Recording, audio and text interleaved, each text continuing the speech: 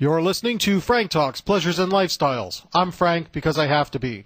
We're talking with Will, who runs the website www.youaresoinmyway.com. He's been featured in the David D'Angelo Interviews with Dating Gurus series, as well as the Cliff List Conventions. How you doing there, Will? What's going on? We got so much to talk about. We've only got about 20 minutes left in the show. Let's go right into it. Let's talk about the midnight kiss. We got a bunch of questions dealing with the midnight kiss. Here, I'm just going to read off some of the ones off our list. All right. What happens at midnight? The kiss, the makeout, the sex. What happens just before and just after midnight to make the night conducive to having a one-night stand or at least taking her home for a sexual experience? And when you actually... You know, could it also be good to talk about what happens at midnight? Do you actually bring up the idea of do you talk about the midnight kiss while you're talking to the girl? What do you think? Wow. Talk about a mouthful.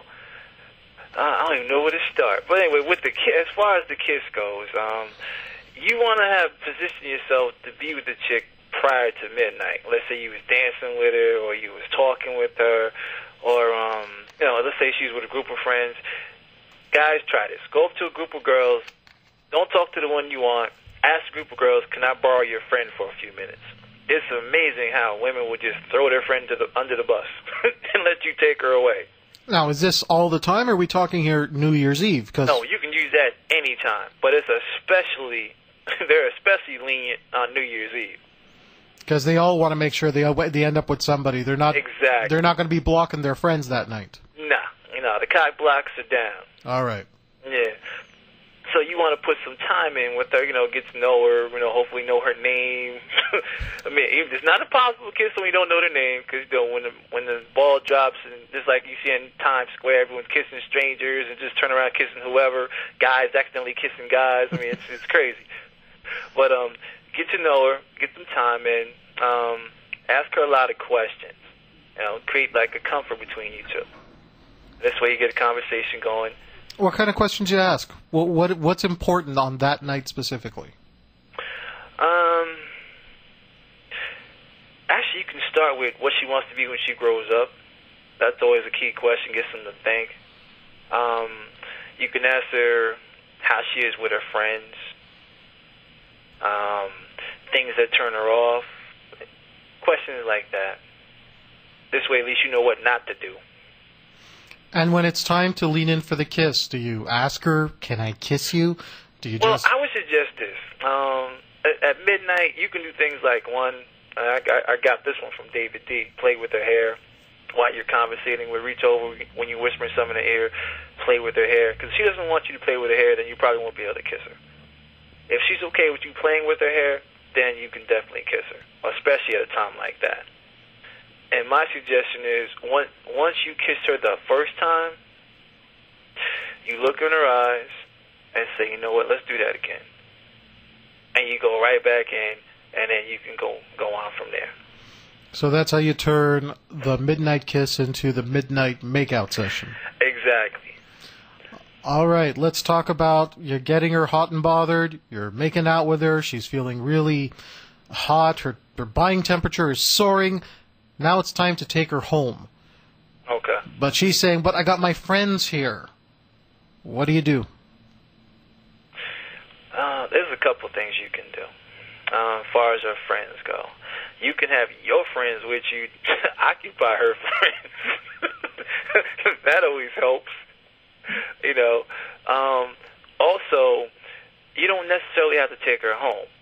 Most clubs, especially while I'm in New York, most places, there's usually hotels around the area that you could go to for, like, say, an hour or so. Hour, 2 hours, whatever the case may be. This way you can just disappear for a minute, but you're not taking her home, and she doesn't have to leave her friends. So they can meet back up. Because most of the clubs, they ain't closed until 4, 5, whatever the case may be. So even clubs where stuff closes at 2, you can still disappear for an hour and a half, and then bring her back when everything's closing. So most girls won't object to you leaving for a few minutes as opposed to leaving to go home. One of the things I found has also worked is when you simply look at her and say, come on, let's go, and you don't actually voice the fact that you're going to either the hotel or your place. You just leave the club, you jump into a cab, you go there, and she's not even asking where you're really going. And if she does ask, you can always say, "Oh, I know this really cool place."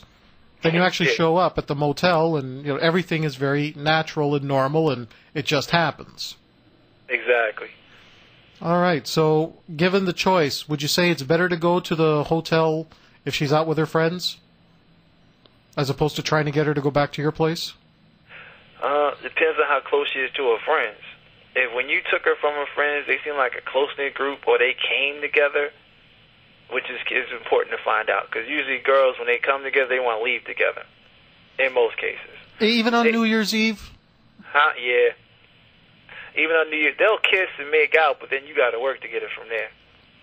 All right, let's say now you get her back to the hotel, you get her back to your place, you've addressed the issues with the friends, but she's still giving you resistance. At that point, she's made out with you, she's made out in the club with you, maybe you got as far as maybe first or second base. Okay. Now you're back at your place or you're in the hotel, but all she wants to do is cuddle. What do you do? Well, that's when you stop what you're doing and you talk to her. You ask her questions, like, well, we were having a good time tonight, right? And she'd be like, well, yeah. You ask a question that she's going to say yes to. Like, we're having a good time tonight, right? She's like, yeah. I mean, you pretty much like the vibe between you and I. I mean, we had a good thing going. Would you agree? It's like, in most cases, she'll say, yeah. I mean, and we're both adult here, and we both pretty much do what we want or feel like doing. Would you agree? It's like, yeah. I mean, and when two adults really like each other and they're into each other, there's pretty much no stopping them from acting on their feelings. Would you also agree to that? Like, yeah. So then from there, you lean back in, and then you whisper in the ear, I'm not going to continue until you tell me to. And then you lean back and wait for an answer. And after that whole setup, what normally happens? Out of all the times I've done it, since she'd rather be making out than doing absolutely nothing, even if it wasn't going to lead to anything, worst case scenario is she'll start making back out with you. Okay. But after you've gone through that and she's answered the questions affirmatively, she'll have no problem going further than what she did. You know, one of the things that I've used in the past very successfully is something I call the Snow White technique. This is where if I'm getting, let's say, lots of last-minute resistance, but in a setting where I think it's ridiculous, such as a New Year's Eve type setting, I'll just stop everything and say, okay, you know what, get dressed, I'll give her a bathrobe, I'll give her something that she can put on that I can easily take off later. Okay. I lead her out of the bedroom, I go into the living room, and I pop a video in. And the video I pop in is Disney's cartoon Snow White. Now, every little girl has watched Snow White at some point. So when they're watching this movie, they start to do some age regression. They start to feel like a little kid, but they can't figure out what's going on. Because most women at that point assume that I'm putting on pornography. When they realize that it's Snow White, they're taken aback and they're trying to figure out what's going on, and I just don't answer them. I say, just watch the video, just watch the movie. About 10-15 minutes later, they are sexually frustrated and they're angry because they don't know what the heck is going on.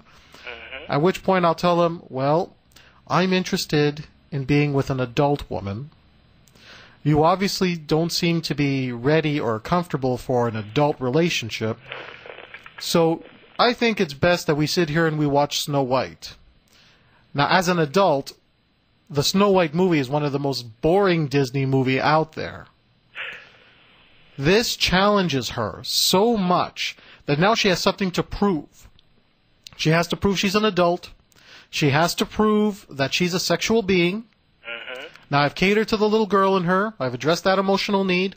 I've let her know that, I'm not going to force her to do anything she doesn't want to because, hey, I've been able to hold back so she feels safe. That's another emotional need.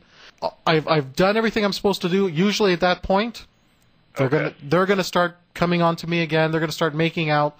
At which point I can say, okay, I instruct them to remove the clothing. It's a bathrobe. It's something that's easily coming off. both bathrobes come off, we go back to the bedroom, we finish our business.